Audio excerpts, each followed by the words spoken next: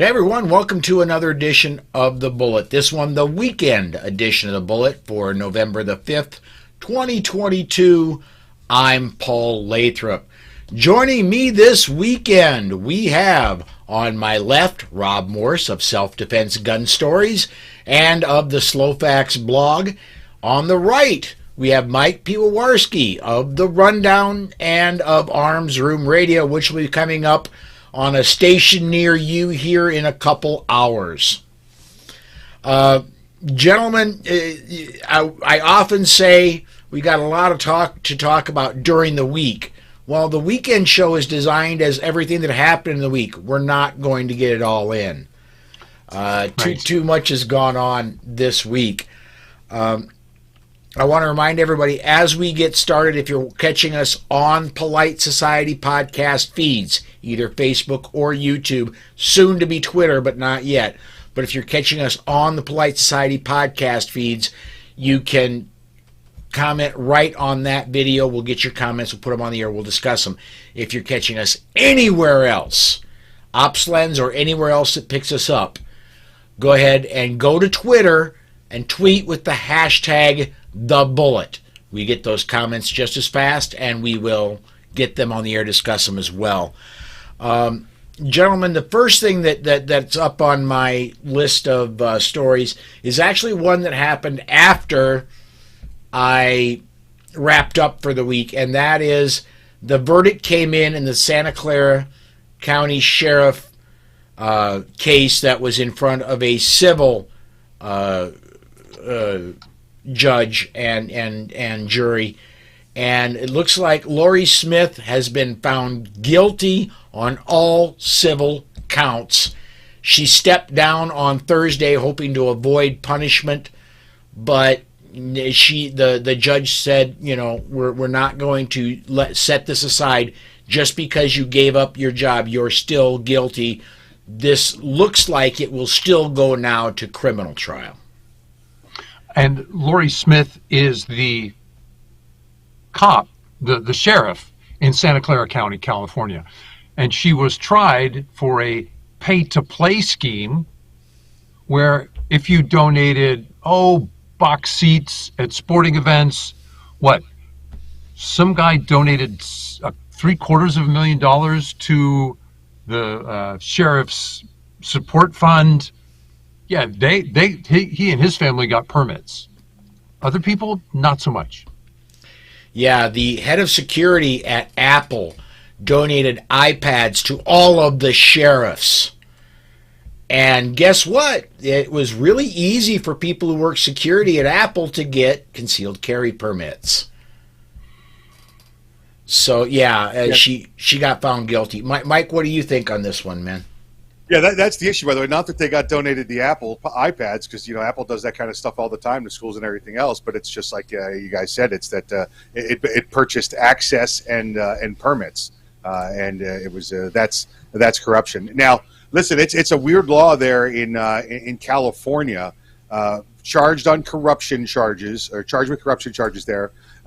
The only punishment available for those charges, she's the elected sheriff, was removal from office. There was no civil penalty. There was no criminal charges. There was nothing that could put her in jail. The guilty charge simply meant she would be removed from office. Now, like you said, she did try to resign the day before, and the judge said, no, not letting you out of this. Not letting you out of this. So it's I guess it's 18 years, 16, 18 years, and I guess, it's like they say sometimes absolute power corrupts absolutely, and it happened to her. Mike, I think there were some situations where they could change her pension benefits if she was found guilty on corruption. That may be. I would consider it more immediate effects. Yeah, that might be true, Rob. Yeah, I have to double check that. And there are two deputies who evidently were a major contributor in this pay-to-play scheme. I think they're facing criminal charges. They do. They could face criminal charges, and they face jail time. And like I said, it's just this weird anomaly in their law because she's the elected sheriff it's different. And listen, this is probably some there you go. Post Civil War kind of law that still applies to them, and because she used to be the chief of the sheriff's posse or whatever is probably how it's still written. But yeah, she only faced people. Well, okay, so had she done that as a county employee, like the deputies, that would have been one case. But as an elected official, she can't be charged for violating the terms and conditions of her employment because she's not employed the same way. Right.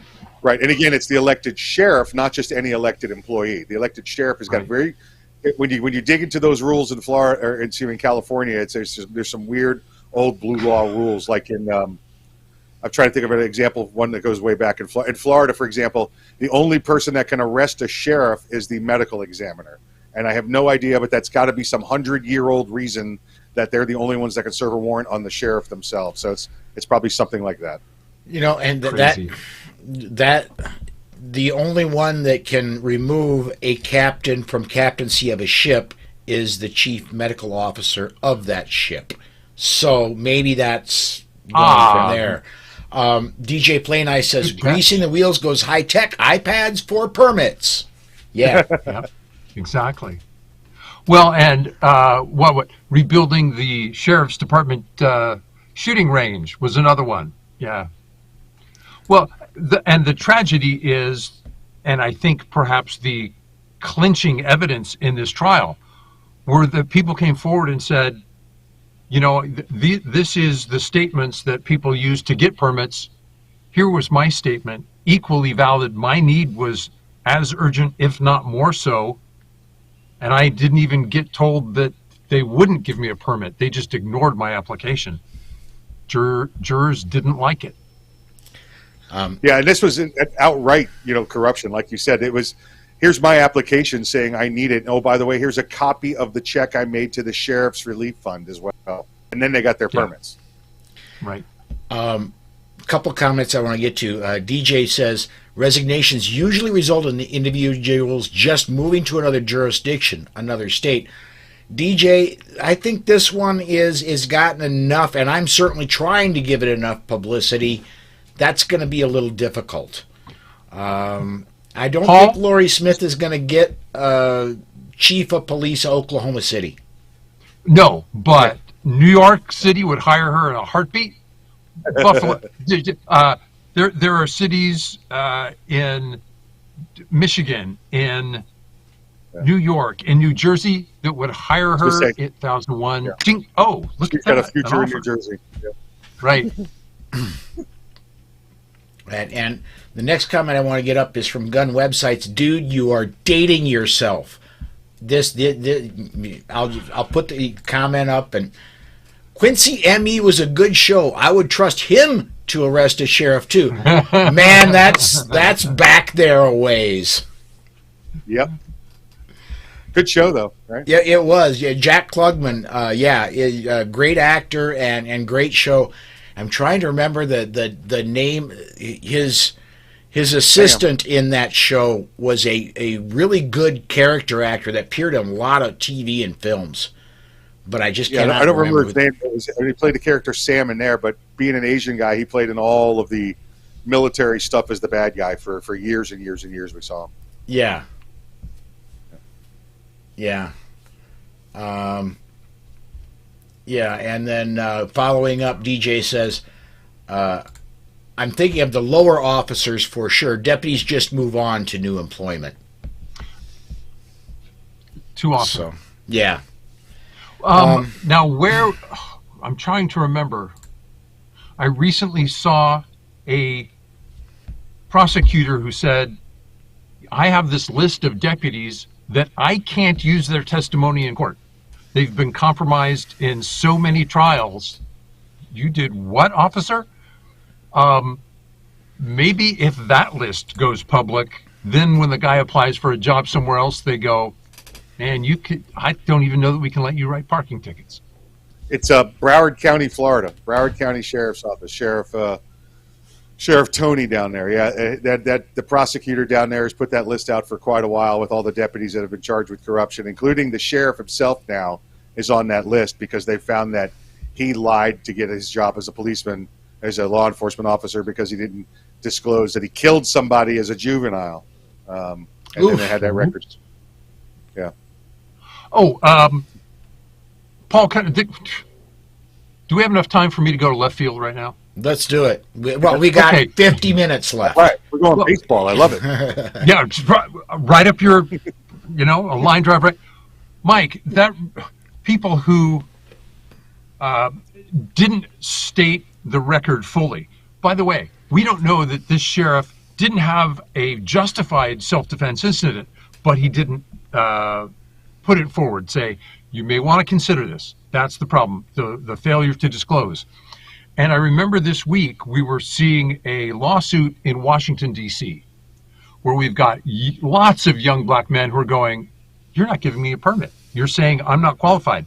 By the way, some of these are security guards who carry at home, who carry on the job, and they go, in one case, the guy was a victim of domestic violence. I think he and his mom, and they go, yeah, but you've had run-ins with the law. You go, I was as a victim. You want me to not call? So Washington, D.C. is being sued for some very strange licensing activity as well. I don't think we'll be able to... I'm sorry, if I recall the one from Washington, D.C., that gentleman also was, I remember he was a security guard, so he had that license, but he wanted to carry it legally concealed from home into work because rather than just being that weird limbo stage.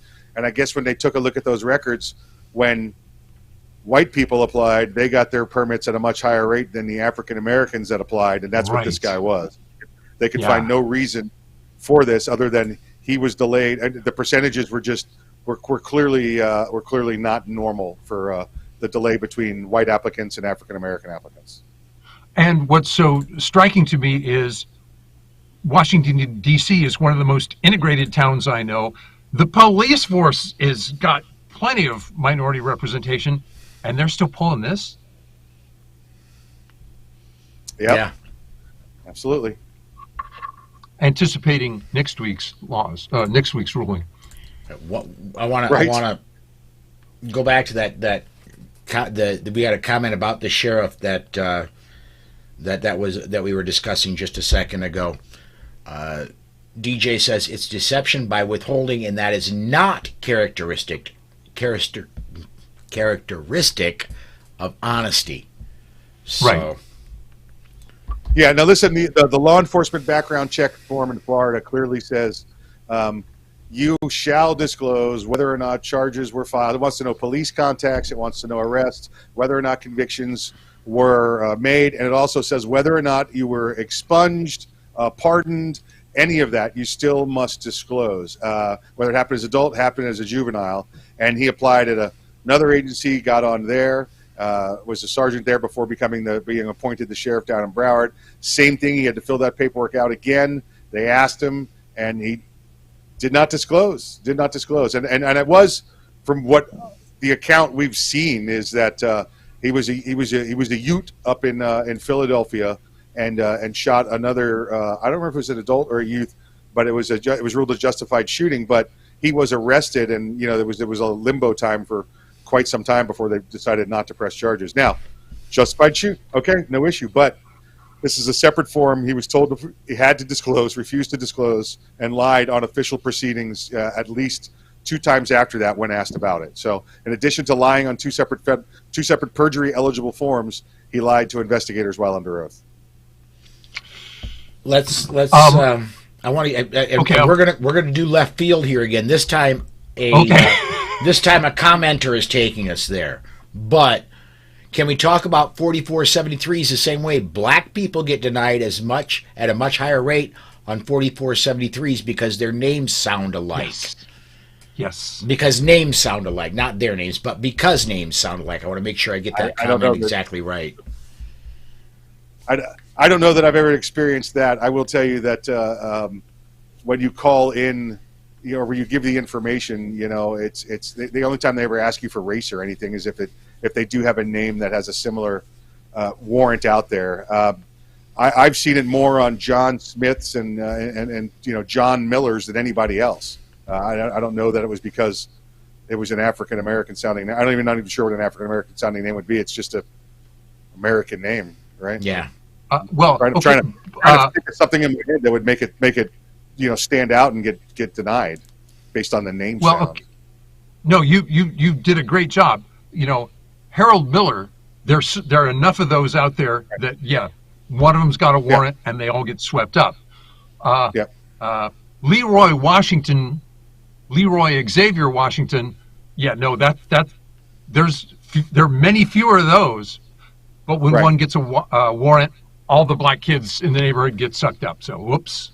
Yeah, it's just. Yeah. I think it may be more prevalent in the Hispanic community. How many Jorge Gonzalez are out there? Yeah. Right. So. Yeah. In fact, it's funny that came up this week. You know the most popular name in Florida? No. Juan Garcia. Juan Garcia is the most popular name in Florida. There are more Juan Garcias in Florida than any other person. So if you're a Juan Garcia and you try and get your carry permit, expect that it's going to take a while to untangle you from all the other guys. Yeah. On the flip side, if you want to slip into anonymity, Juan Garcia is a good place to be.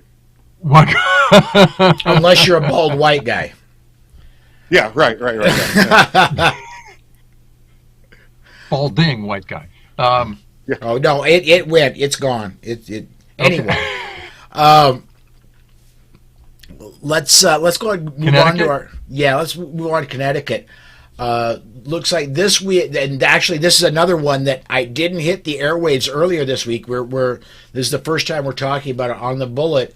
Looks like Ed Lamont in Connecticut is now saying beyond what we're having for a ban on assault weapons, they want to confiscate everybody that has a grandfathered rifle in Connecticut. They want to come in, they want to confiscate that firearm. That's a Cam Edwards story, and I'll go ahead and I'll post that link into both the Facebook and YouTube chat areas right now. But man, and he does it just before Election Day. Can you think of something more boneheaded? No, yes. Watch. No. He's got an 11-point margin, and then there's the margin of cheat in Connecticut. Come on, Hartford, Bridgeport. And he's dialing for Bloomberg bucks. That's what he's doing. He figures, I've got this sewn up, and you know what? If I can hit this home run gun control statement, by the way, a governor does not propose legislation. Legislators do that. He signs off on it and then enforces it. But a governor, go ahead. A governor can propose legislation. It must be sponsored and brought into the legislature by a legislator. Our governor here proposed constitutional carry. It had to be brought into the legislature by a legislator, but Kristi Noem proposed it.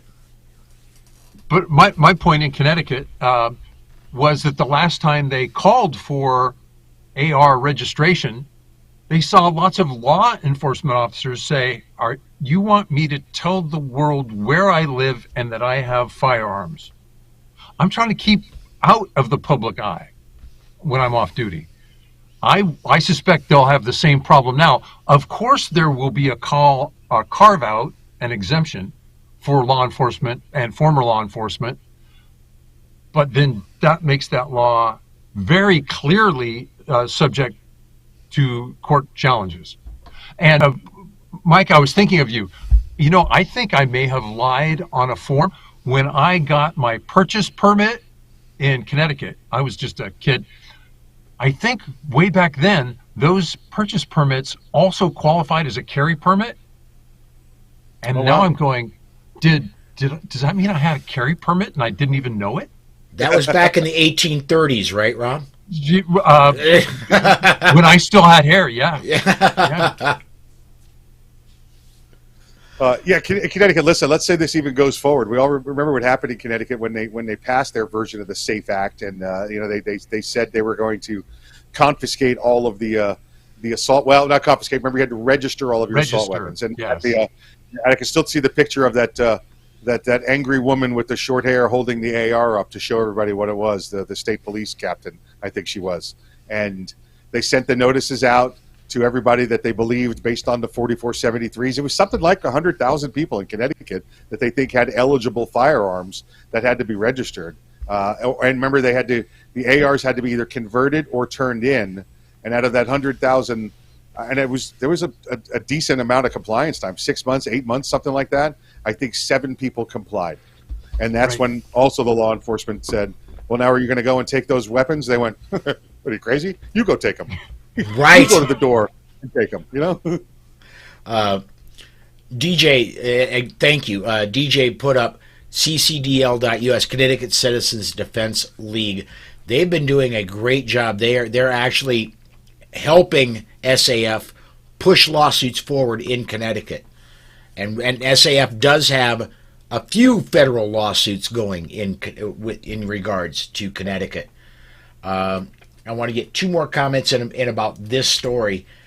Mike White says, grandfathering is something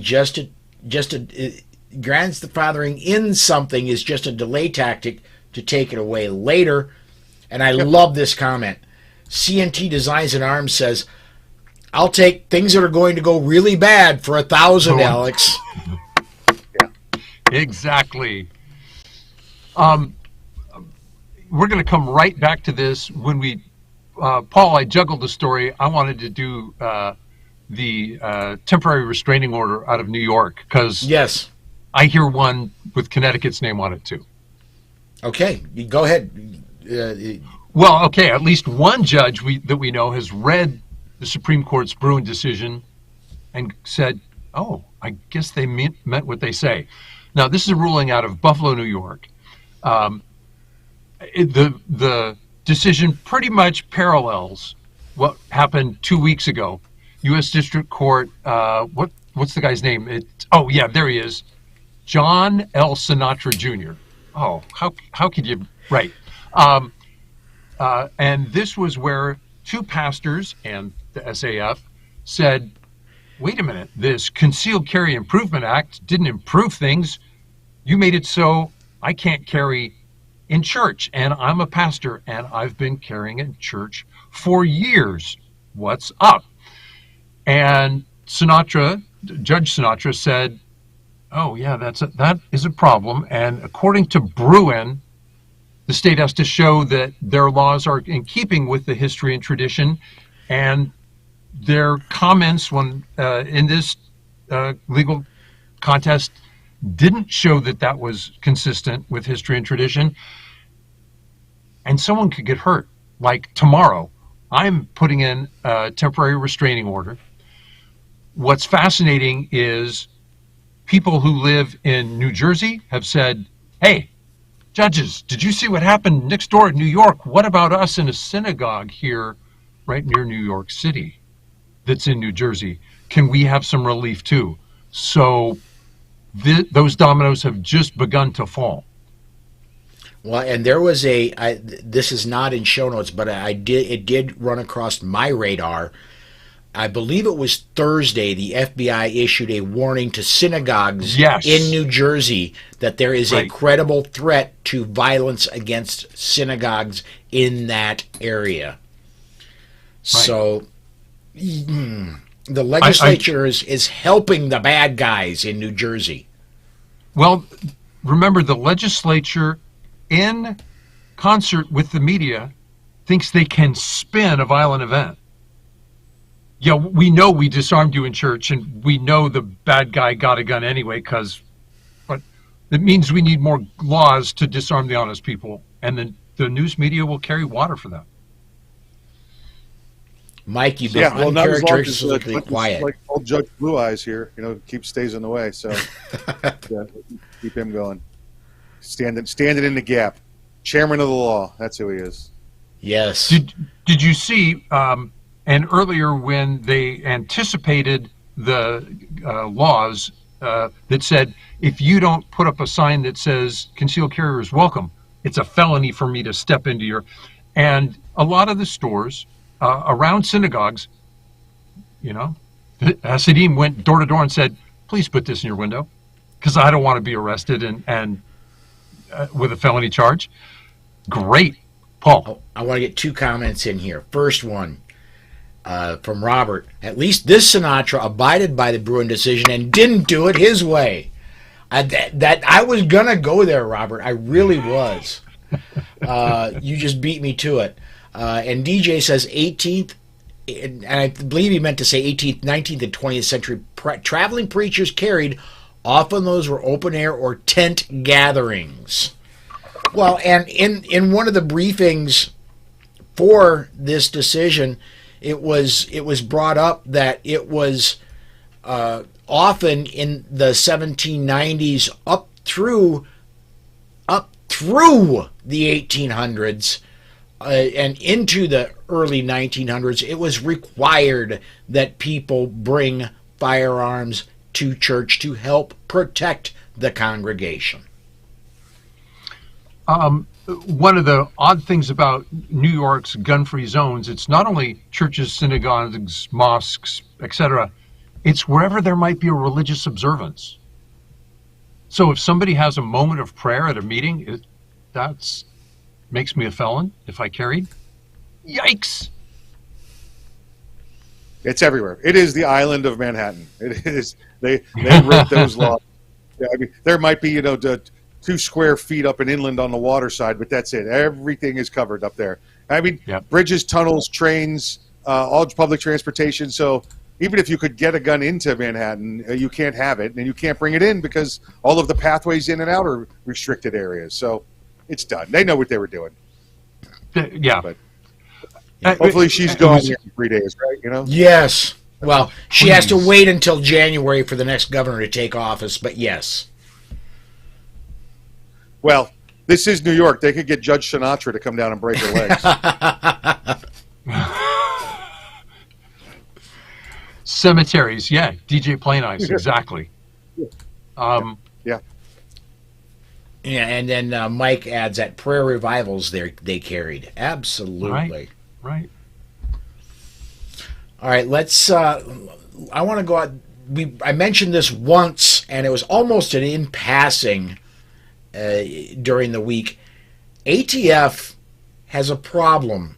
If there's one place you would think that would take care to make sure the firearms they have in their possession do not go out wandering, you would think that would be the ATF. Turns out it's not exactly the case. Since September 2015, the ATF has utilized the National Disposal Branch, formerly known as the National Firearms and Ammunition Destruction Branch, to centralize and streamline the disposal process of forfeited and ATF-owned firearms.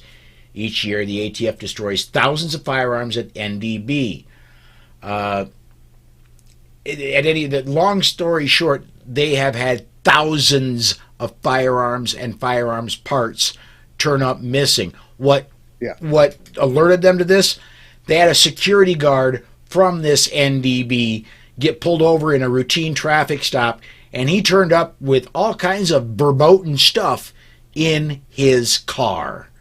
That's what alerted ATF that there may be something going on. They did the investigation on this guy, and this is probably about 2 years ago he got arrested. So it just took a while to hit the media, right? But it was not a story they wanted to tell.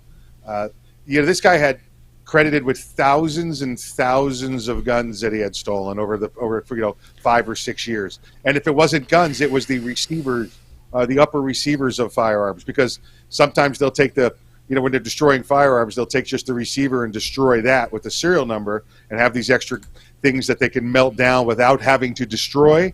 Well, he was stealing those blind. I mean, they found warehouses and storage units full of the stuff that this guy had been stealing and making money on. And I guess he was the only security guard at night with no cameras and no double checks. It's great to know that the people that are responsible for the lawful sale and transfer of all firearms within this country can't even protect the ones they own. Right. I want to read a paragraph real quick from this story. This is off Reason.com. Among other challenges, even well after the disposal facility was identified as a grab bag for the firearms black market, the convicted security guard sold what he stole. The Inspector General identified several ATF policies regarding firearm storage and evidence tracking with which the NDB is still not in compliance. Of course, implementing new security measures doesn't much matter when staff does not consistently adhere to established operating procedure in place to mitigate the risk of firearms being lost or stolen. Specifically, we observed in the NDB facility surveillance footage, staff occasionally circumventing controls pertaining to facility and vault access solely for the sake of convenience. A little bit more, staff stored guns on top of vaults instead of inside them, left keys laying around, propped exterior doors open, didn't sign people in and out, and otherwise engaged in more sloppiness than you might expect of people who had already been caught with their pants down and were told to tighten things up. This drives me crazy. You know what? I'm on the ATF side with this. I'm sorry. The guns didn't cause the crime. It drives me crazy that our government goes, oh, that gun was used in a crime. Let's destroy it.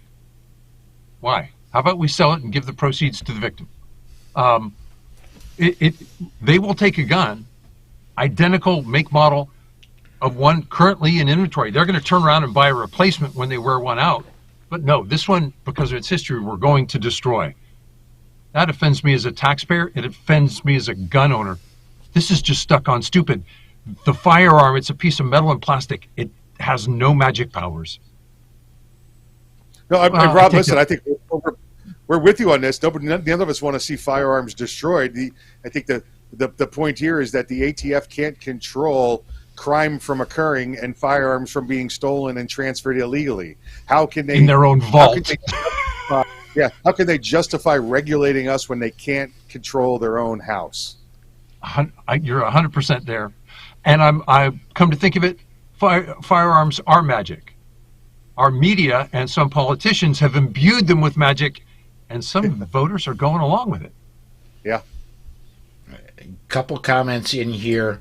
Gun websites. Pete over there says, can the ATF audit the ATF and revoke the ATF's license to deal with guns because they lost so many? Yeah, sweet. They should. Nice work. From your lip. Hey, okay, email that to your Congress critter, man. Let's see if we can get that one proposed. Also, when AFT confiscated all those triggers from Rare Breed that they claimed were machine guns, they left them sitting in an unguarded parking lot. I don't know about that, but that would not surprise me at all. Yeah, for days. On a pallet, for days, just sitting there.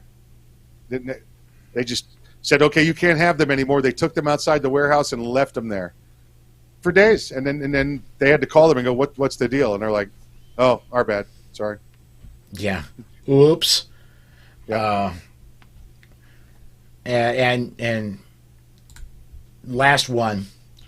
Rules for thee and not for me. Screw up on paperwork. We take your livelihood. We do it. So what? I'm sorry, CAT. You hit the nail on the head. Yeah. Well, there are lots of politicians who sell really elaborate laws. Wouldn't it be really great if we could fine-tune this, 59-page? And I go, wait a minute. It's got to be simple enough that I can understand it. I'm not that bright. That we can obey it, and that people can enforce it. And now we've got a subtle modification on a trigger, and the ATF's calling it a machine gun. Way above their pay grade. They're going to lose that case. It's going to take a lot of money, folks, but they're going to lose that case. Rare Breed's going to win. Rare Breed's going to defeat them. I hope. From your lips. Well, and I want to go off, and again, nothing in show notes about this, but there's another SAF case, this one with Defense Distributed, that has been making waves this week. Yep. And there's another one that I think is going to come out in our favor, specifically in Defense Distributed's favor. And I think it's going to happen sooner than later. I really think we're looking in the next 3 to 4 months this will come out that this ghost gun thing is something that the ATF has no business. Yeah, why are you in there? Yeah. Right. Speaking of, I think we'll see a lot of that movement come first of the year, because listen, right now we can have as many senators as want, as many congressmen we want, write letters to the ATF, and they just get to flush them off and go, nope, they've got no enforcement authority, they're in the minority. But once that happens, come first of the year, and the head of the Judiciary Committee or the Criminal Justice Committee writes those letters with subpoena power now, because they will be the board chairpersons, we'll see a lot of these changes start to occur.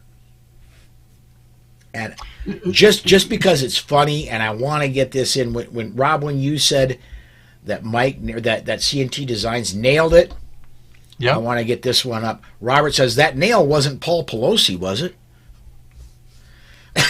I'm sorry. Hammer time. Yep. Yeah.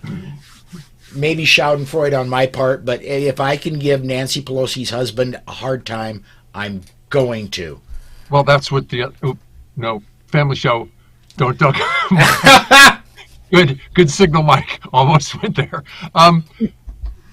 Okay, you're commenting on a case you expect. Do you remember that Judge Roger Benitez asked for comments on laws? Was this the California mag ban, I think? Or was it either the mag ban or the assault weapon ban? He ruled on both of those. Yeah, and he's had them now for a week. I think last Friday over the last weekend was the 15 days. And I kind of expected, okay, it wouldn't be Monday morning because he's in California. Monday afternoon, we'd see a ruling. We didn't see one all this week. So he's giving it some time to think about. Interesting. I predict by next Saturday's show, Paul, you'll have a story there. Yeah. I would hope so. Well, and honestly, it's for Saturday's show, it's what happens. I get a few stories that I miss throughout the week, on Saturday, but what news breaks. So, I want to move on to this one from another story from Fox News. We always hear from the left that NRA is buying votes. That the reason we are in the situation we are with gun rights, in that 25 states are free, is that the NRA is buying votes. Well, I'm going to read a little bit of this article from Fox News. The gun prohibition lobby, Everytown Givers and the rest, have been perpetuating the myth that the gun lobby, usually the NRA, has been buying votes of pro-gun representatives and senators since the 1970s.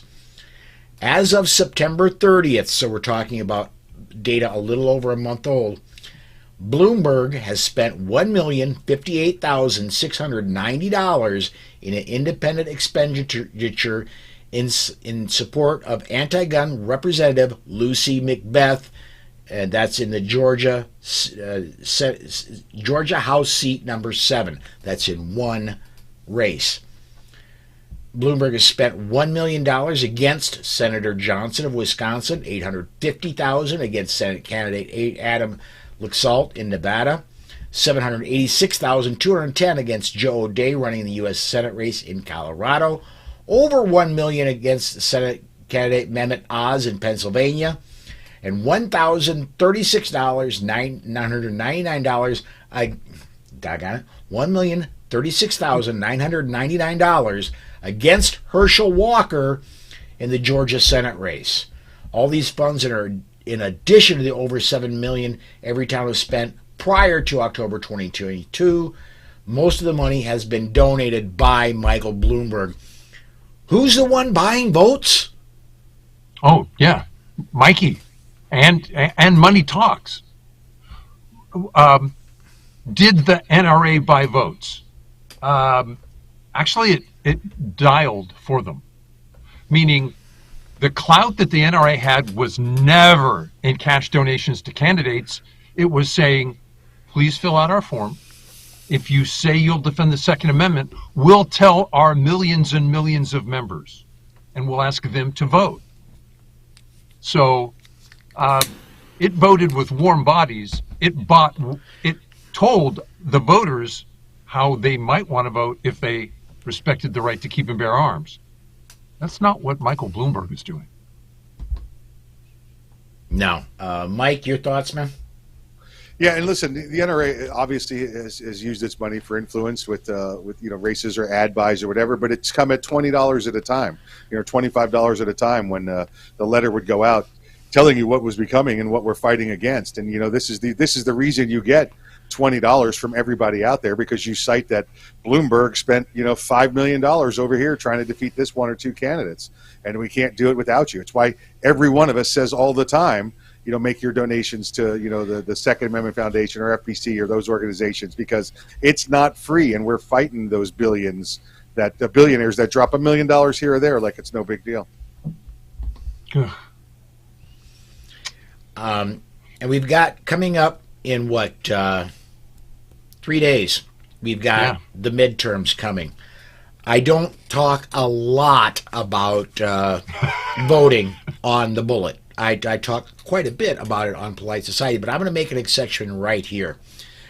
I want to encourage everybody that's hearing me or seeing me right now, go to the polls. If you haven't already, go on Tuesday.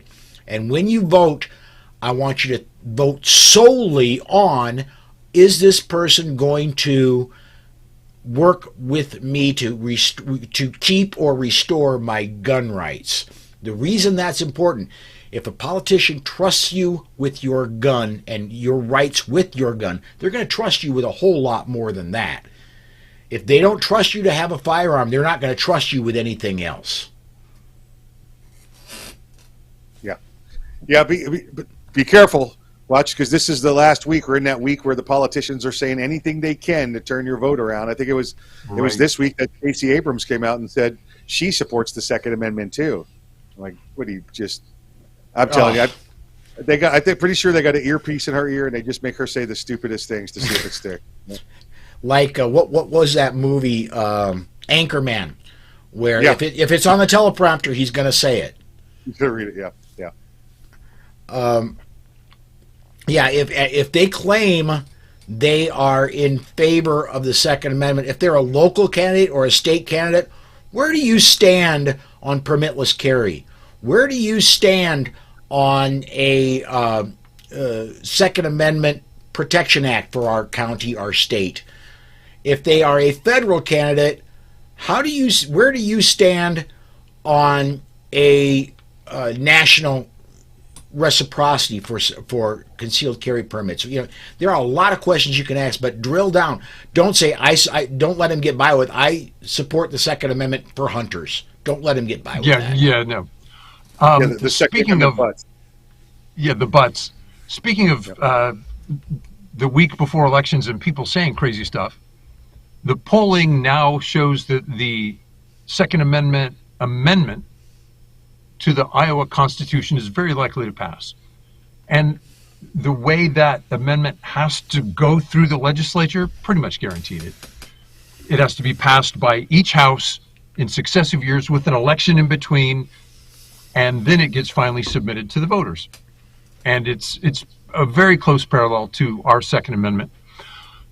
Iowa City said, yeah, that's really bad. We wouldn't enforce that here. Don't do that. And I'm going, who are these knuckleheads up for? Is this a college town and these knuckleheads are up for election on Tuesday?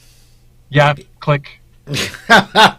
And they desperately want to get voted out of office is what's going on, I believe. Well, I hope.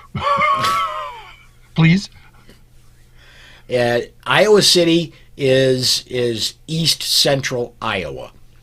If you've got a map, Iowa City, if you go on I-80 and you trace where I-280 comes down and meets I-80, that's where Iowa City is. It's about halfway between the Quad Cities and Des Moines. That's Iowa City right there. And Iowa State, there's your college. So, I seen the story. I'm with you, Rob. The polling for that constitutional amendment to the Iowa Constitution is polling strong. I expect it to pass, and yeah. Again, I'm sorry. I was right. DJ, you're right. I'm wrong. Let me get this one. Let me get this comment up.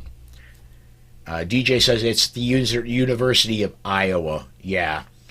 And he also says, otherwise, Iowa City is a small town. Yeah. And then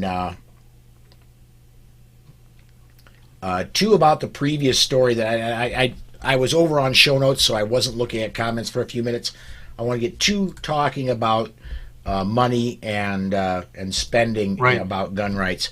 C&T Designs and Arms, whenever the left talks about dark money, they only want to talk about where someone else is getting funding. Right. Yeah, George Soros, anyone? And he also says, vote on one issue. That issue is freedom. If they can't trust you to be free, you can't trust them to represent you. Very well put. By the way, I support your run for office, CT.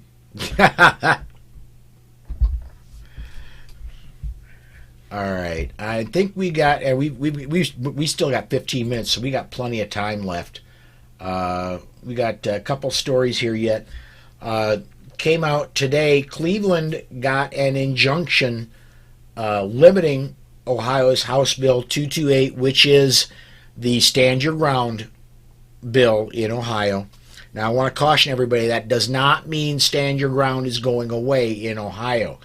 Part of the Stand Your Ground bill in Ohio was a part of the law that said local, my brain isn't working. Restrictions? Yeah. Cannot pass a ordinance that is stronger than state law. That it restricts cities and counties from passing anything that is different from state law for right. Yeah, a preemption clause in it. Yes, thank you. And the city of Columbus somehow got a judge to agree with them. This is a state issue with a state judge. It's going to get slapped down soon because just because I don't want to comply with a law does not mean that I get special treatment. Same thing with a city.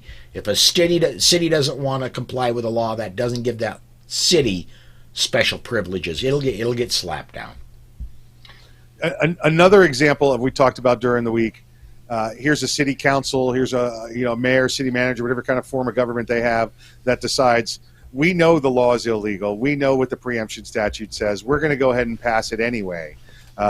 If they were subject to the same qualified immunity that law enforcement officers were, you could charge them with a crime or remove them from office. But no, we give elected officials complete immunity, and they get to say, I know what I'm doing is illegal, but I'm doing it for the squirrels or the children or the roads, whatever their excuse of the week is for the reason they have to do it. It's the only way to stop from this Columbus City Council all the way up to the governor of New York that decide to heck with what the law is, what the Supreme Court said. I'm going to do it anyway because I'm going to make a point.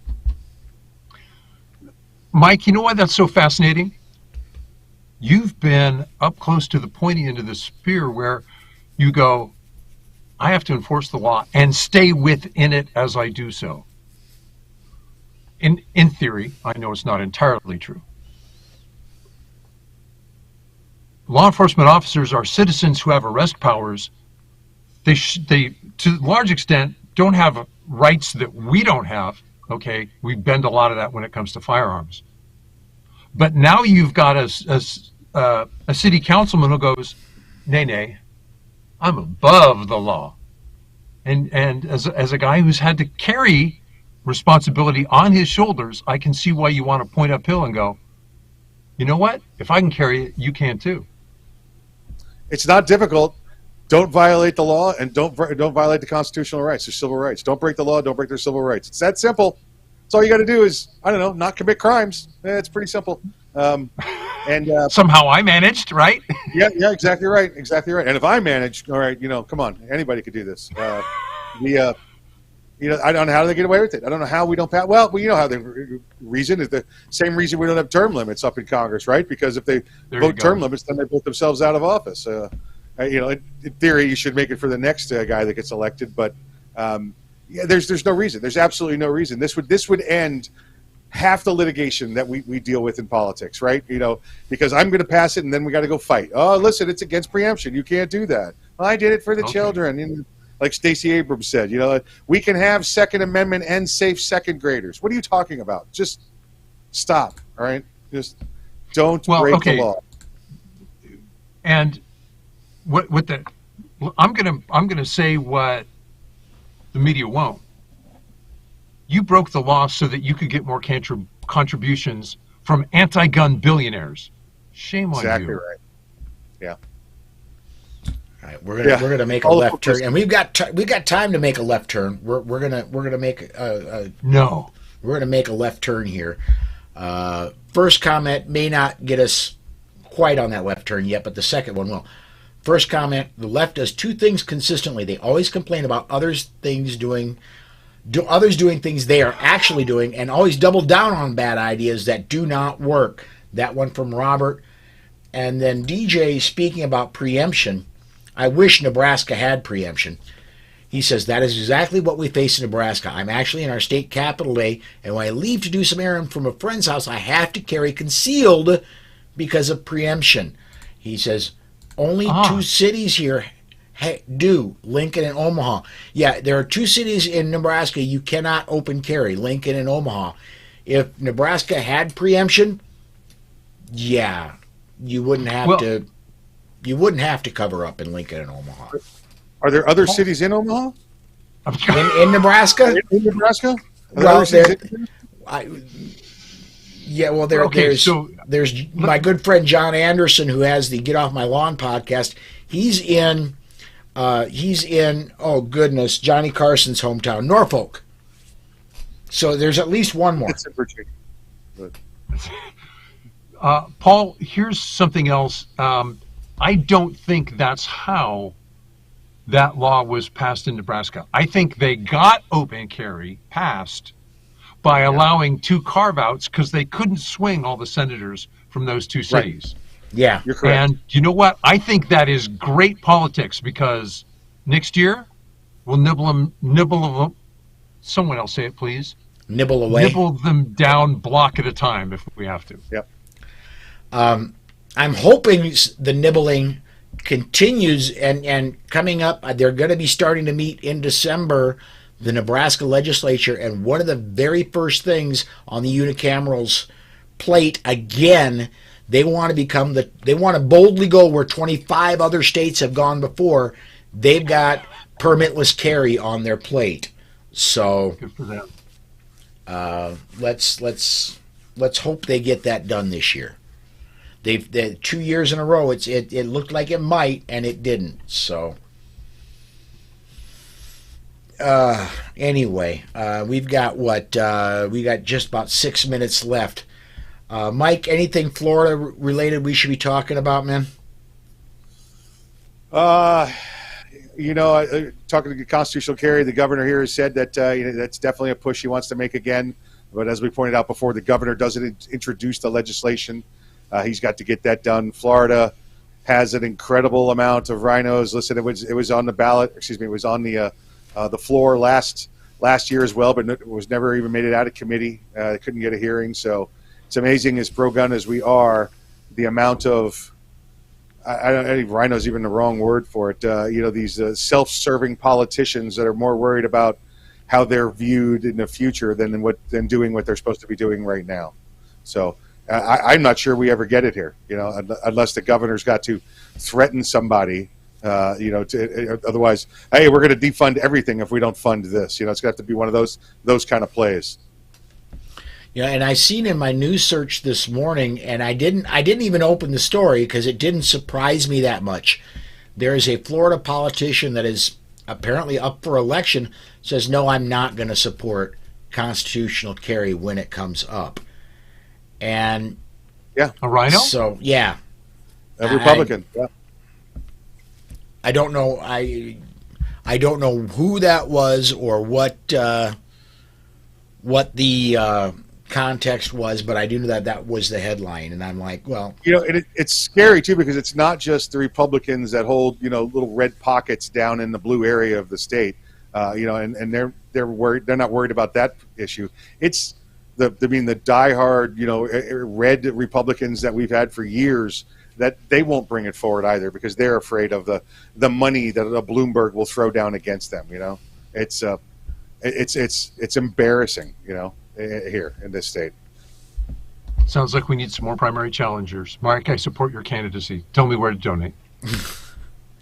Or send bail, either. I'm guys, good for either one. Both well, yeah. Roderick on the Facebook site says it took 10 years for Indiana to get constitutional carry. It did, and I'm glad they've got it. This reminds me of the quote from Ben Franklin right after the Constitution was signed and everything, and it was came out. A lady asked, "What kind of government do we have?" And Franklin said, "A republic, madam, if you can keep it." That's right. Indiana, you've got constitutional carry. Make sure you keep it. And I'm from Louisiana, where we didn't invent corruption, but we did perfect it, and we still don't have it. Well, we've been waiting. Florida's been waiting 36 years for the open carry they promised us. So we're still waiting. Yeah. Not only do you not have permitless carry, you don't even have open carry down in Louisiana or in Florida. Wow. And it's a nice, warm, moist state to be carrying concealed in. It's great.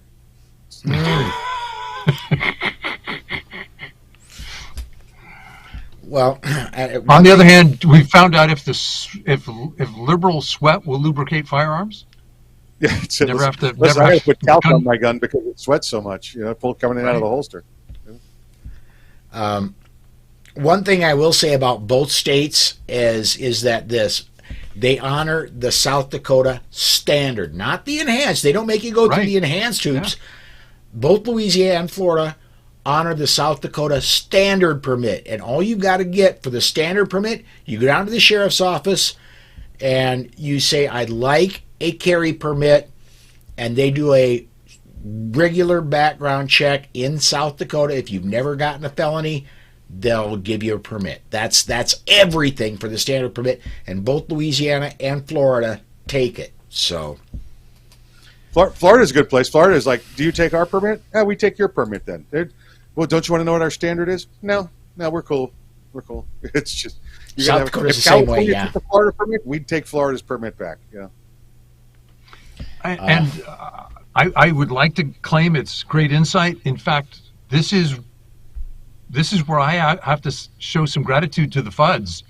It's because hunters come from all over to come down here and hunt, and we go, "You got your permit? Good. You're good. Don't need anything else." And Paul, does that mean we have to thank Disneyland for recognizing permits? Because so many people want to travel to Florida as a tourist destination that they go. I don't know. The tourism part, possibly, but remember that Disneyland is a great big verboten zone. Well, right. Okay, for the rest of the time when we're in Florida. Yeah. Last comment here, because in Florida, man, they know to bring their guns. Yeah. We are running out of time, so last comment here. Robert says it took 2 lifetimes for New Jersey to get shall issue, let alone permitless. Yeah. And I'm going to say New Jersey still isn't all the way there because the legislature's still at work. New Jersey and New York and California are still at work trying to go around the Bruin decision. And Hawaii. So we've still got some fights there. Guys, we are less than a minute on our time. We're probably going to run just a bit over. I'm going to start with you, Rob. Tell us about Self-Defense Gun Stories and anything else you want to plug, bud. Well, I host a little tiny 20-minute Self-Defense Gun Stories podcast once a week.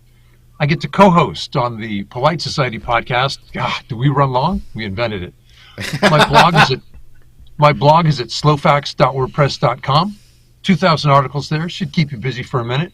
Some of them are picked up at AmmoLand, and there's a self-defense series running at AmmoLand where we write okay, Grandma saved lives. Awesome. Sometimes the guy next door stopped mass murder. That series is up at AmmoLand as well. Mike, you can carry that on your show. Let's do it. We should do it. Let's make it happen. Mike, rundown, Arms Room Radio. Anything else you want to plug, man? What's up? I'll be at Oktoberfest tonight if anybody wants to join me there again. Last one. Oktoberfest in November. Okay. Oh, yeah. We had hurricanes here. Well, a lot of them got pushed back several weeks, if not a month or two. So instead of having them normally over 3 weeks, we've had them over about 8-9 weeks. So it's been a blessing for those that want to do damage to their liver. Arms Room Radio comes up at 3 o'clock Eastern time today. If it goes daylight time, it's still at 3 o'clock. If it goes regular time, it's still at 3 o'clock. So just remember 3 o'clock on Saturdays. ArmsRoomRadio.com. See you there. All right. And my one non-gun related comment for this week is tonight we change clocks. It's time we do away with that.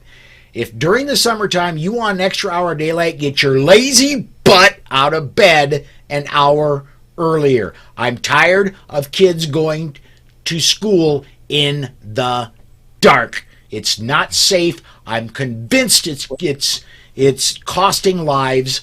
If it saves just one child, isn't it worth it for you to get your lazy butt out of bed an hour earlier? It's for the children. Phew. Yes, it is. It is. Just like Oktoberfest.